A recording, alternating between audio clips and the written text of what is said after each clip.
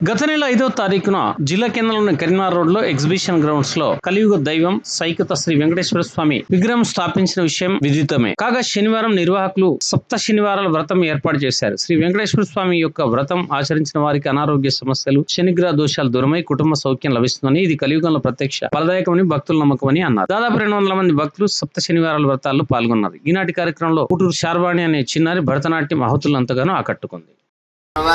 మధ్యాం హస్తినాథ ప్రబోధినీం శ్రియం దేవీ తాం తర్పయంతి పద్మే స్థితాం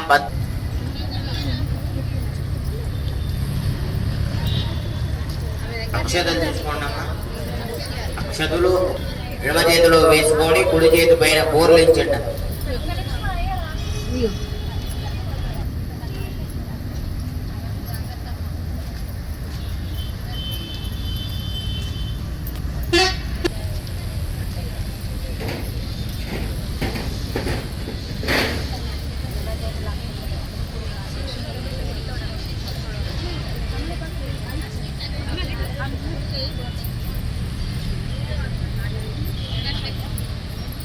అనుకోండి ఒకసారి. ఉపాత్త శ్రీ పరమేశ్వర ప్రీత్యర్థం శుభే శోభనే శ్రీ మహావిష్ణోరాజ్ఞయా ప్రవర్తమానస్యాద్య బ్రహ్మణః విశేషణ విశిష్టాయామస్యాం శుభదినో యజమానస్య గోత్రోద్భవస్య నామధేయస్య. మీ గోత్రాలని మనసులో అనుకోండమ్మా.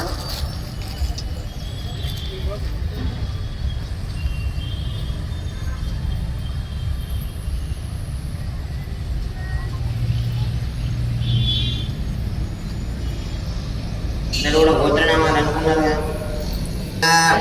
అభివృద్ధ్యర్థం స్థిత శనైశ్చర దోష పరిహారార్థం అలివేలు మంగ పద్మావతి సమేత శ్రీ వెంకటేశ్వర స్వామినః ప్రసాద సిద్ధ్యర్థం సప్త శనివార శుద్ధ ఆచమనీయం సమర్పయామి. ఆ పుష్పంతోని గౌరమ్మ వారి మీద కొన్ని నీళ్లు ప్రోక్షణ చేస్తూ ఉండండి.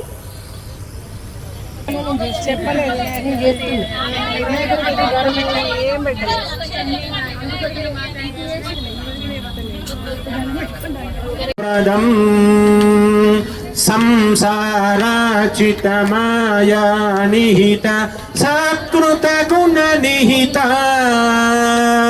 వేద భావరహిత సత్యారుక్మిణి సేవిత సఖ్యారుక్మిణి సేవిత సకలాదిత్యనుత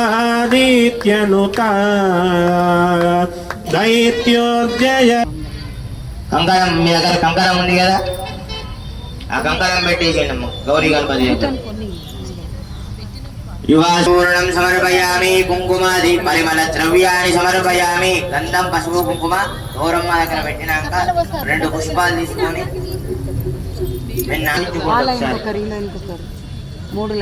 వనస్పతిర్దివ్యైర్గంధాఢ్యై గంధముత్తమగ్రేయ సర్వదేవానాం ధూపోయం ప్రతిగృహ్యతాం.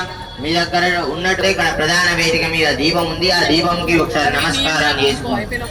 ఉద్దీప్యస్వజాతవేదో భగ్నిర్నిరుడజిమ్మమాపజోగశ్చమహ్యమావహ జీవనం జ్యోతిషోదశ. ఒకసారి నీళ్ళు గౌరీ గణపతి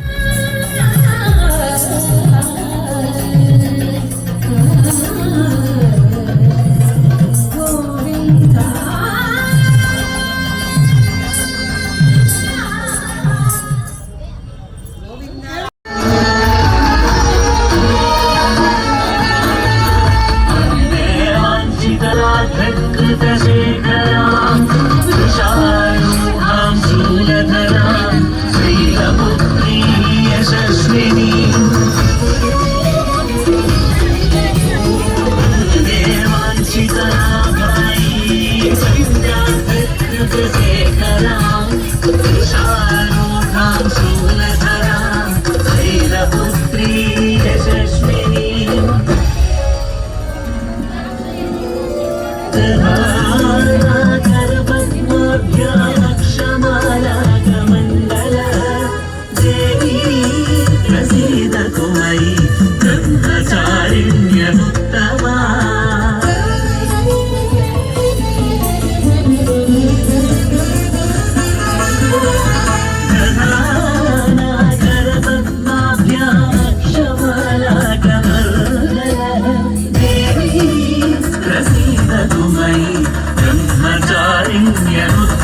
ప్రారంభంలో యజ్ఞాన్ని చేస్తే యజ్ఞ ఫలితాన్ని ఎవరికి ఇవ్వాలి అని ఒక చర్చ జరిగిందండి. జరిగితే పూర్వం భగవంతుడు అనేవాడు ప్రత్యక్షంగా ఆ యజ్ఞం పోయి విష్ణువు అని శాస్త్రం. యజ్ఞంలో ఉన్నవాడు నారాయణుడు, ఆ విష్ణుమూర్తికే యజ్ఞ ఫలితాన్ని అందజేయాలి. మరి ఈ కలియుగంలో అది పొందాలంటే సాక్షాత్ భగవంతుడే లేడు కదా. మరి ఆ భగవంతుడు అనేటివాడు కలియుగంలో ఏ అవతారంలో ఎత్తుతాడు, ఏ అవతారంలో వస్తాడు అనే ఒక భావన చేత ఆ సత్ర యాగానికి, మహాయాగానికి చేస్తూ ఉంటే అక్కడికి భృగు మహర్షి అక్కడ ఉన్నటువంటి నైమిషారంలో సత్రయాగం చేయాలని సంకల్పిస్తే యజ్ఞ ఫలితాన్ని ఎవరికి దారపోయాలని, ఆ యజ్ఞ ఫలితాన్ని త్రిమూర్తులలో ఎవరికిస్తే బాగుంటుందో అని ఒక పరీక్షణ చేయడానికై భృగు మహర్షిని అక్కడ ఏర్పాటు చేయడం జరిగింది. ఆ భృగు మహర్షి ఏమని చెప్పాడు, మూడు లోకాలలో ఉన్నటువంటి త్రిమూర్తులనందరినీ కూడా కలిసి ఈ కలియుగంలో చేసేటువంటి యజ్ఞ యాగాదులకు వారికి ఎవరికి దారపోయాలని నిర్ణయాన్ని నేను చేస్తానని చెప్పాడట భృగు మహర్షి.